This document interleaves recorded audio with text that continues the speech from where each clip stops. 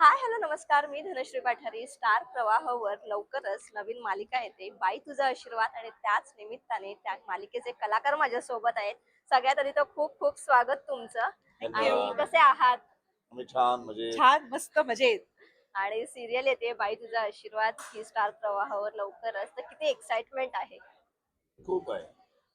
खूप उत्साही आहोत आम्ही. कधी एकदा मालिका येते आणि कधी लोक बघून आम्हाला सांगतायत कशी वाटते. असं प्रत्येकच कलाकृतीच्या वेळेला कलाकाराला वाटतच असतं तसं ह्याही वेळेला वाटतं. म्हणजे मालिका जरी 27 सुरू होत असली तरी गेल्या एक महिनाभरापासून आमचं शूटिंग सुरू झालंय.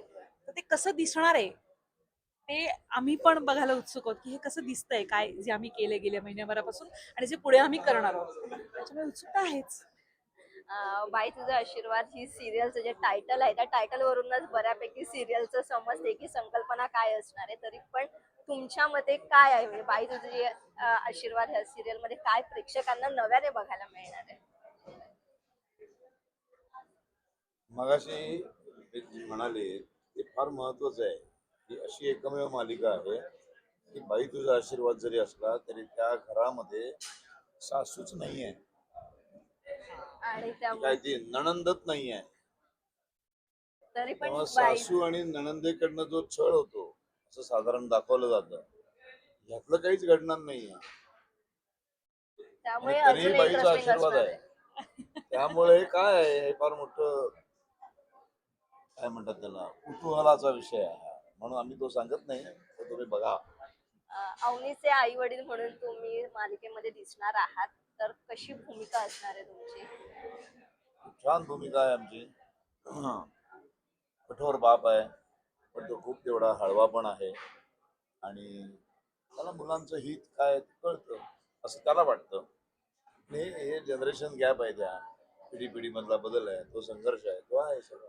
अवनी आणि वडिलांचं रिलेशन कसं आहे? खूप छान आहे. खूप प्रेम.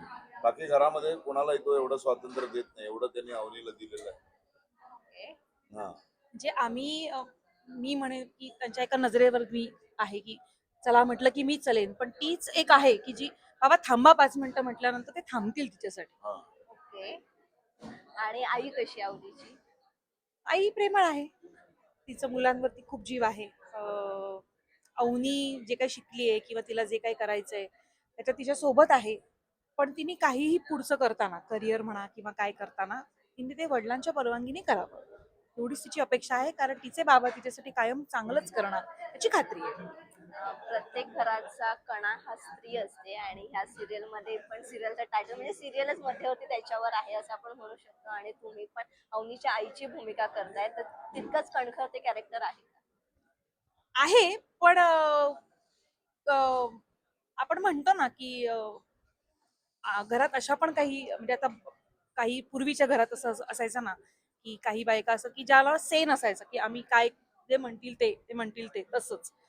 तर तसं आहे ही बोलणारी, म्हणजे कधी कधी ती त्यांनाही बोलते, मुलांनाही बोलतीये, पण तरीही तिचं एक असतं की फार बोलू नये आपण, आहेत ना ते निर्णय घेणारे, ते बरोबर बोलतायत ना, ते सांगतायत ना, चांगल्यासाठीच सांगतायत ना. त्याच्यामुळे घरातला कर्ता पुरुष बोलत असताना आपण उगाच मध्ये मध्ये काहीतरी करण्यापेक्षा ते सांगतील ते बरोबर आहे असं म्हणून चालतं. अवनीच्या निर्णयाला सपोर्ट करणार की? वडिलांनी केला तर नक्की करणार. ओके. आणि ती म्हणालीच की नाही तिला करायचंच आहे, तर समजवण्याचा प्रयत्न असेल की बाबा सांगतील ते कर. तुम्ही आतापर्यंत अनेक सिरियल्स केल्यात, मालिका केलेल्या आहेत, वेब सिरीज असतील, मूवी असतील, नाटक असतील, अनेक यांच्यामध्ये काम केलं, प्रत्येक क्षेत्रामध्ये काम केलेलं आहे. तर मालिकेमध्ये काम करताना, ही सिरियल घेताना अशी कोणती गोष्ट क्लिक झाली की हा ही सिरियल करायला पाहिजे? मालिका कारण का या प्रत्येक माध्यम मालिका वेगळे काही ना काहीतरी मालिका या म्हणून. माध्यमांनी खऱ्या अर्थाने मला मोठं केलं. जे काही मी थोडंफार मला लोकप्रियता काय मिळाली असेल ती, जे काही मला लोक ओळखतात, त्या सगळ्यात मोठं योगदान हे मालिकेचं आहे. काय होतंय, महाराष्ट्रामध्ये खेड्यापाड्यामध्ये नाट्यगृह चित्रपटगृह नाहीये. त्यामुळे नाटक आणि सिनेमा हा सगळीकडे पोचत नाही. कारण एका एका वर्षामध्ये एखाद्या शहरामध्ये मुंबई पुण्याच्या बाहेर एक प्रयोग होतो नाटकाचा, एका प्रयोगाला 700-800 हजार माणसं येतात. तेवढीच माणसं आपलं ते काम बघतात. नाटकातलं. सिनेमाची तर फारच दुरावस्था आहे. मग आपलं काम शेवटी आपण जे काम करतो ते लोकांनी बघावं म्हणून करतो ना. बरोबर आहे. ते जर कोणी बघितलंच नाही त्याचा काय उपयोग आहे. त्यामुळं मालिका हे असे एकमेव क्षेत्र आहे, एकमेव माध्यम आहे जे तुम्हाला खेड्यापाड्यापर्यंत घराघरापर्यंत पोहोचवतं. तुमचा जो काही अभिनय कला आहे तुमची ती घराघरापर्यंत पोहोचवण्यासाठी मालिका त्याला पर्याय नाही. अगदी कनेक्ट राहतोय. अमिताभ बच्चन पासून सगळेजण या दूरदर्शनवर का काम करतात. दूरदर्शन याची ताकद फार वेगळी आहे.